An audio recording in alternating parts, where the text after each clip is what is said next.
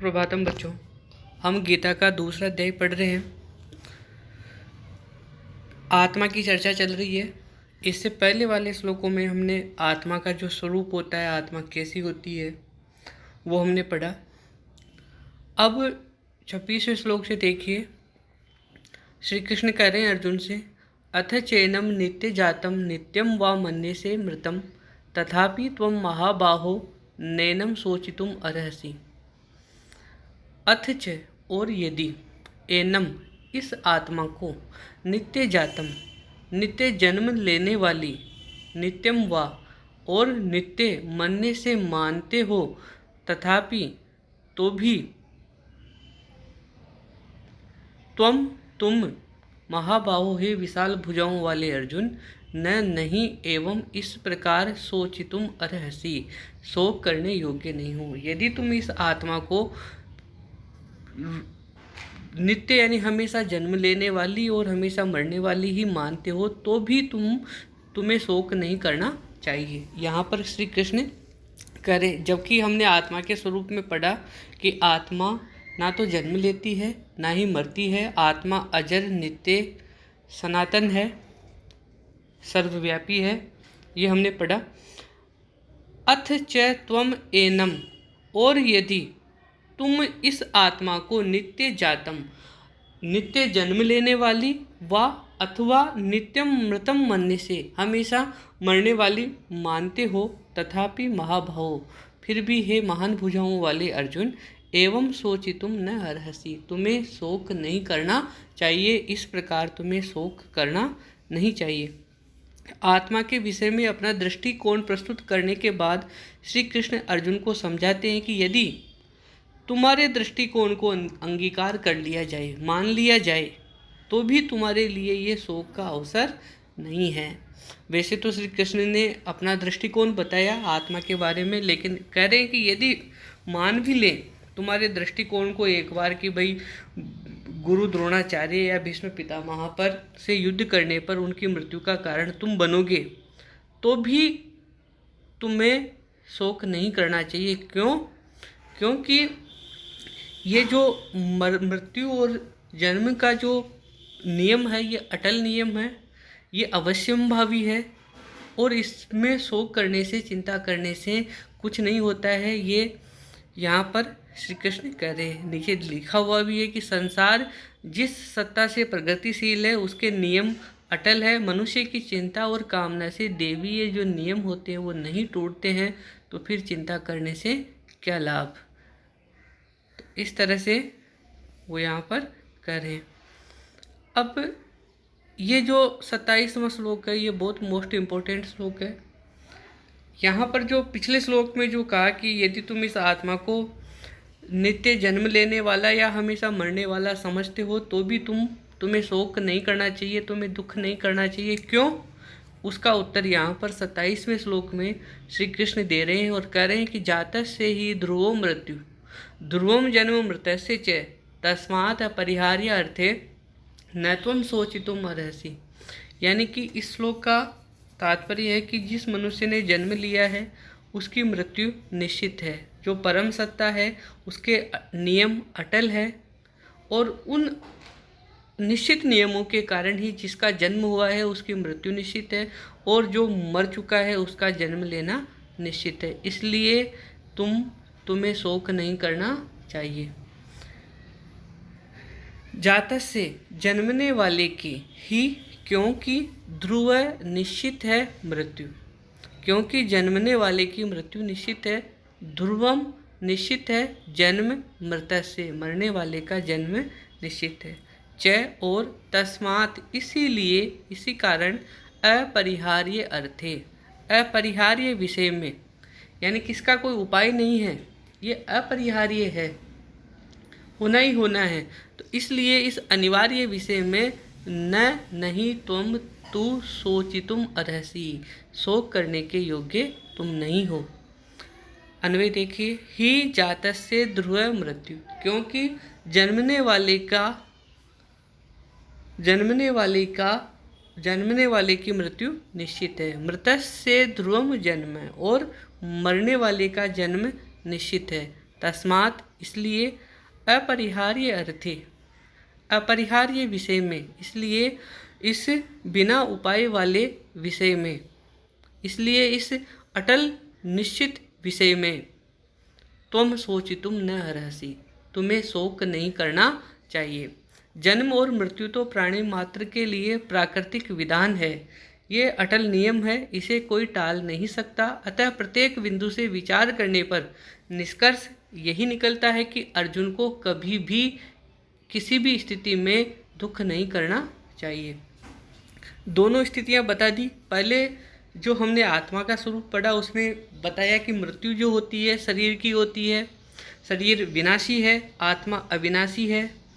आत्मा हमेशा विद्यमान रहता है, अजर है, नित्य है, सनातन है। और यदि फिर उस अर्जुन को कहा कि ठीक है, हमने मान लिया कि तू ये मानता है कि मनुष्य आत्मा मरती है, उसका जन्म होता है, ये भी अब मान ले, तो भी फिर यहाँ कह रहे हैं कि जिसने जन्म लिया है उसकी मृत्यु निश्चित है और मरने वाले का जन्म निश्चित है। ये प्राकृतिक विधान है, इसे कोई टाल नहीं सकता। अतः तुझे दुख नहीं करना चाहिए।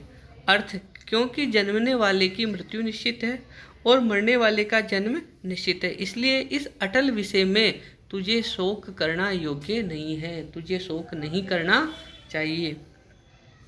जिस प्रकार उदय होने वाले सूर्य का अस्त होना निश्चित है और अस्त होने वाले सूर्य का उदय होना निश्चित है, उसी प्रकार से ये जन्म और मृत्यु का जो नियम है ये अटल नियम है।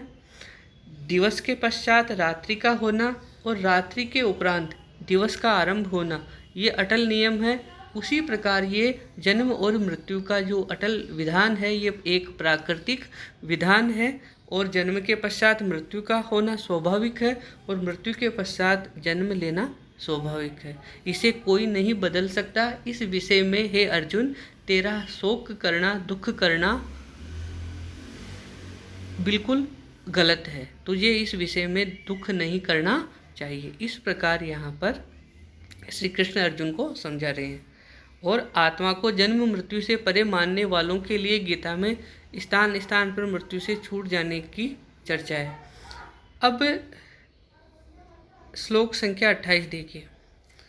अब यहाँ पर बता रहे हैं श्री कृष्ण की ये जो आत्मा है इसके बारे में कह रहे हैं कि अव्यक्तादीनि भूतानि व्यक्त मध्यानि भारत है, अव्यक्त निधनानि एवं तत्र का परिवेदना।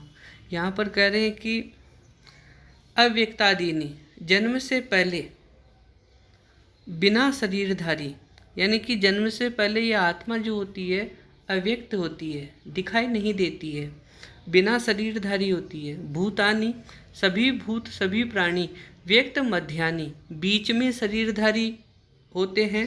भारत, हे भारत, हे अर्जुन, अव्यक्त निधनानि, और मरने के पश्चात फिर वापस ये आत्मा बिना शरीरधारी हो जाती है। कहने का तात्पर्य है कि अव्यक्त हो जाती है, दिखाई नहीं देती है। तत्र का परिवेदना, उस विषय में कैसी चिंता। अन्वय, भारत, हे अर्जुन, भूतानि, सभी प्राणी, अव्यक्ता आदीनि, शुरू में जन्म से पहले सभी प्राणी जो होते हैं वो जन्म से पहले अव्यक्त हैं। अव्यक्त निधनानि एव, और जन्म के बाद भी अव्यक्त ही रहते हैं। व्यक्त मध्यानि, और बीच में जन्म और मृत्यु के बीच में व्यक्त रहते हैं, बीच में व्यक्त होते हैं। तत्र का परिवेदना, इस विषय में क्या चिंता। आत्मा अमर तथा शरीर नश्वर है, इस नश्वर शरीर के विषय में भी चिंता नहीं करनी चाहिए। अतः गुरुजनों और स्वजनों की देहों का शोक करना भी अनुचित है। क्योंकि ये जो आत्मा है ये जन्म से पहले भी अव्यक्त थी और मृत्यु के पश्चात भी अव्यक्त रहती है। इसने बीच में सिर्फ शरीर धारण किया है और ये व्यक्त रूप में दिखाई दिए। तो हे अर्जुन, सब प्राणी जन्म से पहले अव्यक्त हैं, बीच में व्यक्त होते हैं और मृत्यु के पश्चात फिर अव्यक्त ही है। इस विषय में क्या चिंता। तो जगत में जो कुछ हो रहा है उसके लिए शोक और चिंता न करके कर्तव्य पालन करना मानव धर्म है। इस सत्य और धर्म को जानते हुए भी धैर्य और विश्वास का वह सूत्र टूट जाता है जिसमें प्रगति और विकास के दाने गुथे हुए हैं। साधारण प्रश्न ये उठता है कि जिसे हम अभी अभी अपने सामने देख रहे हैं, जिसके साथ उठते बैठते बोलते चालते हैं, वह मृत्यु के पश्चात नहीं दिखता। उसके अभाव में स्वभावतः चिंता और शोक की वृद्धि होती है। इसका एक ही समाधान है कि उत्पन्न होने से पहले किसी भी पदार्थ अथवा प्राणी का स्वरूप नहीं दिखता। जन्म के पश्चात आकृति बन जाती है और उस आकृति को संसार देखता है। इस आकृति का बिगड़ना और निराकार होना निश्चित है। जिस स्वरूप में वह है वह सदा रहने वाला नहीं है। अतः मनुष्य जीवन में ज्ञान की दृष्टि से चिंता का कोई स्थान नहीं है। संसार के मोह और अनेक प्रकार की आसक्ति में बंधकर नर नारी अनेक प्रकार की कल्पनाएं करते हैं। एक पल को न जानते हुए भी विकल होकर वर्षों के सुख का संग्रह करना चाहते हैं। आशा, संग्रह और विलास में छोटा सा जीवन व्यर्थ नष्ट हो जाता है। तो यहाँ पर ये कह रहे हैं कि आत्मा जो होती है एक स्वप्न की तरह होती है। जिस प्रकार स्वप्न जो होता है उसका अस्तित्व जब स्वप्न आता है तभी रहता है, स्वप्न से पहले उसका कोई अस्तित्व नहीं रहता है और स्वप्न के पश्चात भी उस स्वप्न का कोई अस्तित्व नहीं रहता है। यहाँ लिखा हुआ है कि जैसे सोने से पहले स्वप्न का कोई रूप नहीं होता है और जागने पर भी स्वप्न का कोई आकार नहीं होता है, केवल स्वप्न देखते समय ही वह रहता है, वैसे ही यह संसार और शरीर है। यह संपूर्ण प्राणी समुदाय अदृश्य से आया है और अदृश्य हो गया, तो फिर व्यर्थ शोक किस लिए। इसलिए यहाँ पर कृष्ण अर्जुन से कह रहे हैं कि उसका क्या शोक करना। अब आत्मा के विषय में ये 29वां श्लोक है। यहाँ पर आत्मा को आश्चर्य के समान माना है, एक बहुत बड़ा आश्चर्य कहा गया है और कह रहे हैं कि आश्चर्यवत पश्यति कश्चित एनम आश्चर्यवत वदति तथैव च अन्य आश्चर्यवत चे एवं अन्य शृणोति श्रुत्वा अपि एनम वेद न चैव कश्चित। कि इस आत्मा को कोई आश्चर्य के समान देखता है, कोई इस आत्मा को आश्चर्य के समान कहता है, कोई इस आत्मा को आश्चर्य की तरह सुनता है और कोई इसको सुनकर भी नहीं जानता है, नहीं समझता है। एनम कश्चित आश्चर्यवत पश्यति, इस आत्मा को कोई आश्चर्य के समान पश्यति देखता है। च तथा एव, वैसे ही अन्य आश्चर्यवत वदति, आश्चर्य के समान कहता है।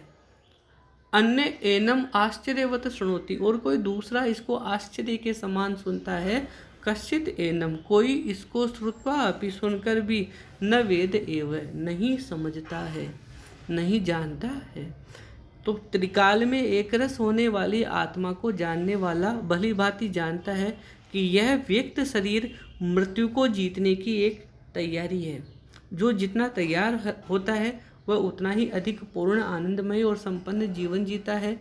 जीवन जब आत्मशक्ति से भर जाता है तो निसंदेह है उसे व्यक्त शक्ति का बोध हो जाता है। आत्मा जानने योग्य है। विश्व का सबसे बड़ा आश्चर्य यह आत्मा है। इसी तथ्य को यहाँ पर प्रतिपादित किया जा रहा है और कहा जा रहा है कि कोई इस आत्मा को आश्चर्य की भांति देखता है और वैसे ही कोई आश्चर्यवत कहता है, और कोई इस आत्मा को आश्चर्यवत सुनता है और कोई सुनकर भी इसे नहीं जानता है। अब 30वां श्लोक देखिए। देहि नित्यम अवध्यो अयम देहे सर्वस्य भारत तस्मात् सर्वाणि भूतानि नत्वं शोचितुम अर्हसि।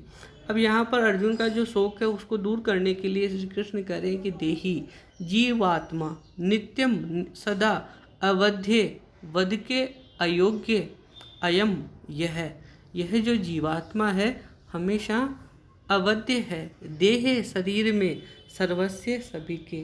तो सभी के शरीर में ये जीवात्मा कैसी है? अवध्य, न मरने योग्य है, वध के अयोग्य है। भारत हे अर्जुन, तस्मात् इसलिए सर्वाणि भूतानि सब प्राणियों के लिए न नहीं तुम सोचितुम अर्हसि, शोक करने योग्य नहीं हो। इसलिए सभी प्राणियों के लिए तुम शोक करने योग्य नहीं हो, क्योंकि सभी के शरीर में ये जीवात्मा कैसी है? नित्य अवध्य है, सदा वध के अयोग्य है। इसलिए सब प्राणियों के लिए तुम्हें शोक नहीं करना चाहिए। अन्वय भारत हे भरतवंशी अर्जुन, सर्वस्य देहे सभी के शरीर में अयम देही यह जीवात्मा नित्यम अवध्य हमेशा अवध्य है, वध करने योग्य नहीं है, ये नहीं मरती है। सभी के शरीर में यह आत्मा अजर है, अमर है। तस्मात् सर्वाणि भूतानि, इसलिए सभी प्राणियों के लिए तुम सोचितुम न हरसि, तुझे शोक नहीं करना चाहिए। श्री कृष्ण ने अर्जुन के समक्ष आत्मा के स्वरूप का पूरा विवेचन किया। अब यहाँ इसका उपसंहार करते हुए सार बताते हैं और कह रहे हैं कि हे भारत, यह आत्मा सभी के शरीर में नित्य ही अमर है, अवध्य है। इसलिए तू ये सोच रहा है कि तू किसी का वध कर रहा है, किसी को मार रहा है, तो ये बिल्कुल गलत सोच रहा है। तू किसी को नहीं मार रहा है, क्योंकि आत्मा तो सभी के शरीर में अवध्य है, उसका वध हो ही नहीं सकता। इसलिए सब प्राणियों के लिए शोक करना, दुख करना तुम्हें उचित नहीं है। तो यहाँ पर आत्मा सर्वव्यापी है, चराचर जीव में आत्मा समाई हुई है। देह के नष्ट होने से आत्मा का विनाश नहीं होता। जो आत्ममान है वह महान है, सनातन, अविकारी और शोक रहित रहता है। तो यहाँ पर ये करें कि आत्मा जो सभी के शरीर में जो आत्मा है वो अवध्य है, और इसी कारण तुझे शोक नहीं करना चाहिए। फिर श्लोक संख्या 31, स्वधर्मम अपि चावेक्षे न विकम्पितुम अर्हसि, धर्म्यात् ही युद्धात् श्रेयो अन्यत् क्षत्रिय से न विद्यते। यहाँ पर अब स्वधर्म की बात चल रही है। स्वधर्म का तात्पर्य गीता में अपने कर्तव्य से है। स्वधर्म का तात्पर्य है अपने कर्तव्य। तो अपने कर्तव्य को भी यदि तुम स्वधर्मम, अपने धर्म को, अपने कर्तव्य को भी अवेक्ष देख कर नहीं विकम्पितुम अर्हसि, तुम्हें कंपायमान नहीं होना चाहिए, तुम्हें पीछे नहीं हटना चाहिए। धर्म्यात्, धर्मयुक्त ही, क्योंकि युद्धात्, युद्ध से, धर्मयुक्त युद्ध से श्रेय कल्याणकारी अन्यथा कोई दूसरा क्षत्रिय से न विद्यते, क्षत्रिय के लिए नहीं है। तो क्षत्रिय के लिए सबसे कल्याणकारी क्या बताया गया है, श्रेष्ठ कर्तव्य क्या बताया गया है? धर्मयुक्त युद्ध। इसलिए यदि तुम अपने कर्तव्य को भी यदि तुम देखते हो तो तुम्हें इससे पीछे नहीं हटना चाहिए, क्योंकि क्षत्रिय का श्रेष्ठ कर्तव्य, श्रेष्ठ धर्म क्या होता है? धर्मयुक्त युद्ध करना। च स्वधर्मम अवेक्षे, और अपने धर्म को देखकर भी विकम्पितुम न हरसि, तुम्हें विकम्पित, तुम्हें कंपायमान नहीं होना चाहिए ही, क्योंकि धर्म्यात् युद्धात्, धर्मयुक्त युद्ध से अन्यत दूसरा श्रेय कल्याणकारी क्षत्रिय के लिए कुछ भी नहीं है। तो क्षत्रिय के लिए श्रेष्ठ कर्तव्य, श्रेष्ठ धर्म क्या है? धर्मयुक्त युद्ध करना। तो धर्मयुक्त युद्ध के अलावा युद्ध के से दूसरा श्रेय कल्याणकारक क्षत्रिय के लिए नहीं है। माना कि आत्मा कदाचित मरती नहीं है और शरीर रहता नहीं है, फिर भी मेरी ये कौन सुहृदता होगी कि जिन गुरुजनों के चरण पूजने चाहिए। अब अर्जुन कह रहा है यहाँ पर कि ये माना कि आत्मा कदाचित मरती नहीं है और शरीर रहता नहीं है, फिर भी मेरी ये कौन सुहृदता होगी कि जिन गुरुजनों के चरण पूजने चाहिए मैं अपने हाथ से उन्हीं का मस्तक छेदन करूं। अर्जुन की इस शंका को मन में लाकर अब श्री कृष्ण धर्म दृष्टि से युद्ध की कर्तव्य का का वर्णन करते हुए कह रहे हैं कि धर्म दृष्टि से भी तुम्हारा युद्ध करना श्रेष्ठ है, कल्याणकारक है। और कह रहे हैं कि फिर अपने धर्म को देखकर भी तुम्हें भय करना उचित नहीं है, क्योंकि धर्म युक्त युद्ध से बढ़कर क्षत्रिय के लिए दूसरा कोई श्रेष्ठ कर्म, श्रेष्ठ धर्म नहीं है। तो यहाँ पर जो स्वधर्म का जो तात्पर्य है, स्वधर्म का तात्पर्य यहाँ पर स्वकर्तव्य से है। स्वकर्तव्य का अर्थ अपना जो कर्तव्य है, वह कर्तव्य जो है वो श्रेष्ठ धर्म है, और उसी का हे अर्जुन तू यहाँ पालन कर। तू क्षत्रिय है और तेरा जो कर्तव्य है, तेरा जो धर्म है, वो धर्म है युद्ध करना। युद्ध भी कैसा है? धर्म के लिए युद्ध करना। धर्म युक्त युद्ध से बढ़कर कोई क्षत्रिय के लिए अन्य कोई श्रेष्ठ कर्तव्य, श्रेष्ठ धर्म हो ही नहीं सकता। तो यहाँ पर अर्जुन को श्री कृष्ण युद्ध के लिए तैयार कर रहे हैं। अब इसके आगे के जो वीडियो हम श्लोक अगले वीडियो में पढ़ेंगे।